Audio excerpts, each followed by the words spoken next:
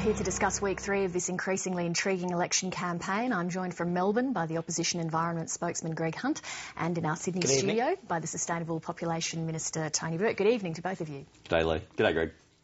G'day. So we all just heard Peter Hartcher talking about what the Nielsen poll tomorrow is going to show. He pointed out that the polls now have been quite consistent with Labor poised to lose the election. Tony Burke, why do you think you find yourself in this position? Well, I think, first of all, what we've been saying all along, that this election will come right down to the wire, is true. When we've described ourselves as being the underdog in this election, we've had the coalition saying, oh, no, clearly that can't be true. This election will be tight. It will go right down to the wire. And this is a situation where on the 22nd of this month, either Tony Abbott or Julia Gillard will be Prime Minister. That there is a real choice in front of people. The risks that we've referred to with Tony Abbott are real. The cuts that he's promising to cause, such as the cuts to the NBN, the cuts to GP super clinics, the cuts to computers in schools, they may well happen. And everything that we've said is on the line, is in fact on the line. But why is a first-term government that, in your own argument, helped Australia through a global downturn, why is it that you're in this underdog position? How has it come to that? Well, first of all, any first-term government, the first election that they face has always been tight. It was very tight for both John Howard and for Bob Hawke. We've always said that the fact that you're a first-term government doesn't mean you can take anything for granted. The poll reflects that.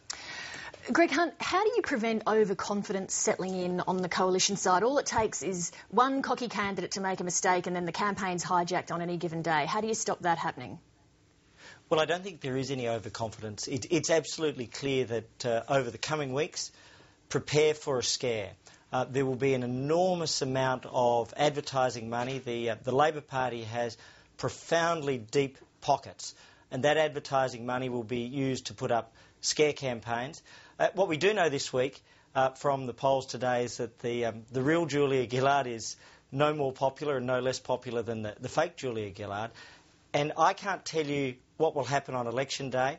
I can tell you there will be a scare, and I can tell you what I think should happen. And that is, we've got a government which has literally become a rolling national soap opera on a day-by-day basis, and a government which has descended into chaos. You see $100 million of debt accruing every day. That's $4 million an hour, $2 million during the course of this program, $10 million during Late Lines program for the week. We've got a part-time approach to national security, and then today we see more evidence of waste on a monumental scale, which is part of the systemic flaws, along with the Pink Bats program, the Green Loans program, this litany of waste which continues. I can't say what will happen on election day. I can say the government deserves to lose, but they have a lot of money to throw at a massive scare campaign. OK, I'll pick up some of those issues you've raised about spending, about the BR in a moment. Let me just ask Tony Burke, you to respond to the point that Peter Hartcher made, that his analysis is that the government's campaign is quite confusing because you dumped Kevin Rudd and then now Kevin Rudd's back and voters don't know what to make of it all. Look, I don't think anyone doubts we had a really difficult week last week. I don't think anyone doubts that. And in the space of 4 days into the next week when the polling started, I don't think anyone expected that you'd get a massive But I mean more broadly than that, the issue of, Kevin Rudd's here, 1 minute he's gone, now he's back again, that voters aren't quite sure, well, hang on, are they happy with their record, are they not happy with their record? Well, let's also take into account when Kevin Rudd wasn't being visible during the campaign, during part of that period, the bloke was in hospital. And he's now, he's gone through his surgery, he's now got back on his feet in fairly extraordinary time and made clear his view that he doesn't want to see the achievements that have been made over the last few years slide into a situation where Tony Abbott becomes Prime Minister. Let me pick up on that point with Greg Hunt. Greg Hunt, given everything that Kevin Rudd's been through, the hurt and humiliation that he's faced at the hands of his own colleagues, he's then come out today and said, well, despite all of that, I'd rather suck it up and work with all of those people than risk Tony Abbott becoming Prime Minister. That's an argument that some people could find pretty persuasive, is it not? I think it's absolutely clear that this is probably the most dysfunctional government we've seen in Australia since the Second World War.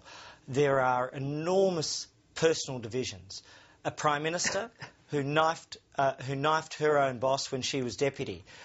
We now have an alternative foreign minister in Kevin Rudd. He wants to be the foreign minister.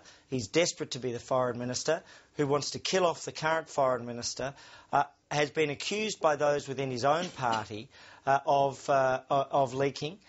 And so we have enormous divisions as well as chaos in the real business of governing the country precisely because of those divisions. So they will carry on with the soap opera. Australians want a stable government, a grown-up government, a government which will end all of this extraordinary waste. We're not seeing any of that, and as I say, during the course of this program, $2 million will go on the national credit card. We've made that point, Mr. Hunt. Let me ask you. The Liberal Party keeps accusing Julia Gillard of not being the real Julia Gillard, but the fact is we're also not seeing the real Tony Abbott, or we're not seeing the same Tony Abbott that we saw during the Howard government. We're not seeing the Tony Abbott that whose views we read in battle lines. Where's the real Tony Abbott?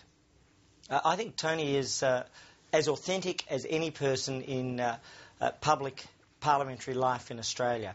His views have been known for a decade and a half. His conviction is incredibly strong. He's a very simple character in the sense that you understand what he believes in, he sets it out, and then he goes and delivers it. It's what he did as Health Minister. It's what he's done throughout his career. He set up the Green Army. He's a firefighting volunteer, a lifesaver. He's just somebody who goes and does things and actually creates outcomes. That's the real Tony Abbott. Let's allow Tony Burke to speak. Tony Abbott's campaigning on being everything other than the convictions that he holds. He's had a conviction in favour of work choices. He's claiming that he won't support that. As Health Minister, he was cutting hospital beds, cutting money out of public hospitals. He now claims that he'll support increasing funding. And I'm sure we'll get a chance to talk about the hospital announcement later. And even on something like my area of sustainable population, only a few months ago he was saying as many as people as possible. Now he's claiming that he wants to take savage cuts to immigration. The convictions that everybody knows Tony Abbott holds, Greg Hunt's right about that. The problem is this campaign is Tony Abbott claiming he won't do any of the things he believes in. Let's turn to one of the key issues of the day, which was the BER report. Tony Burke, let me ask you to respond to Tony Abbott's remarks about those findings. He said, if you can't be trusted to manage a $16 billion a year budget, you certainly can't be trusted to manage the $350 billion a year budget of the Commonwealth. 24,000 projects, 2.7% resulted in complaints.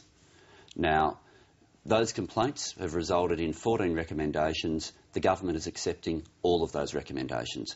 But we're not going to pretend that you can ignore in this debate the reason that that program was set up in the first place.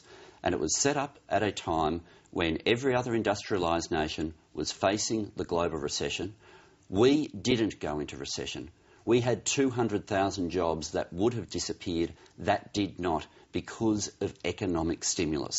Now, that was the objective. Tony Abbott opposed it. Had he been successful at one of those moments when the big judgment calls are made, then those people would have been out of work. Australia would have gone into recession. And unemployment figures aren't just total numbers. Depending on what stage you are in life, some people in those situations never work again. In the construction industry in particular, there would have been young people midway through their apprenticeships who would have lost their jobs and never completed them. Let me bring Greg Hunt in there. So you've heard Tony Burke's argument on that. Only 2.7% of all of the projects resulted in complaints. The report itself found that our overall observation is that this Australia-wide program is delivering much-needed infrastructure to school communities. It's hard to argue with all of that, isn't it? Well, the best-case scenario is that there is $1 billion of waste. That's $1 billion which could have been spent to cure avoidable Indigenous blindness in this country, to give hundreds of thousands of seniors and pensioners dental care. It's money which could have been used for real purposes.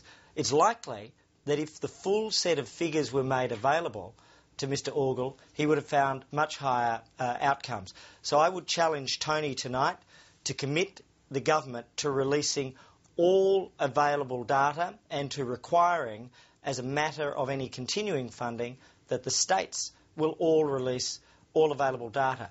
More significantly still, though, the $1 billion minimum, which was wasted, is simply part of a pattern of systemic failure. We've also seen another casual billion lost on the Pink Bats program. And again, I would challenge Tony to say whether or not he believes that was an acceptable cost premium with all of the terrible related outcomes. The Green Loans program, the Solar Homes program, all up, this is how we end up with $100 billion of debt a day because of this massive waste. Tony Burke, let me put it to you that arguably two of the things that Australians most hate is the feeling of being ripped off and also the waste of taxpayer dollars. And those things that Greg Hunt has raised there push both of those buttons. The 14 recommendations go to ways that the system and the program could have been implemented more effectively, and the government is taking all 14 recommendations on board. But interestingly, in the answer that Greg gave, not one mention of the impact of keeping us out of recession, not one mention of the impact of what's happened with our employment figures in Australia. And you go across the industrialised world and you see a country with the lowest debt, the lowest deficit, the lowest unemployment, the one country of the major industrialised nations that didn't go into recession. And you can't discuss these stimulus programs without dealing with that, because the impact that would have had on the economy would have been extraordinary. Greg Hunt, you were talking before about Labor putting the country into deficit, the level of debt. Yet according to the Spendometer in the Australian newspaper, so far in terms of election promises, excuse me, the coalition's outspending Labor by a margin of 6-1. Doesn't that undercut your argument that Labor are the profligate spenders? Well, the starting point, of course, is that we have made $46 billion of difficult reductions, of difficult savings measures. So we haven't shied away from doing what is necessary. Anybody who's watching, who has to manage a household budget, knows that they have to economise. We've made $46 billion worth of savings to the economy. And that is, I think, the heart of it. And this election turns on the idea that the Labor Party is incapable of managing the economy in any meaningful way. Tony's assertion is that they had an impact on avoiding recession. That is just bunkum. It's false, it's wrong, it's incorrect. The reason we avoided a recession is we were the only Western country to come in with full amounts of money in the tank, with a well-regulated banking system, with a prudential system which was the best in the world. Okay, Those are the reasons we avoided a recession. Before we run out of time, just give Tony Burke a quick right of reply to that. Oh, well, I don't think you'll find many economists agreeing with Greg's assertion there that economic stimulus wasn't part of the success of the Australian economy. But on the spending measures that the coalition have put forward at the moment, we don't know if the figures that you've raised there are even worse. We don't know if the savings measures that they've referred to are real, because they still haven't complied with the Charter of Budget Honesty. They had claimed that their promises would be in by today. My understanding is it still hasn't happened, and unless they're willing to have that level of independent audit, which was established under rules put in place by Peter Costello, then none of their figures can really be viewed as anything other than suspect. Gentlemen, we're out of time, unfortunately, despite many more things on the list that I'd like to get through. Tony Burke, Greg Hunt, thank you very much for joining us. Thanks, Lee. Thanks, Greg. Thanks very much.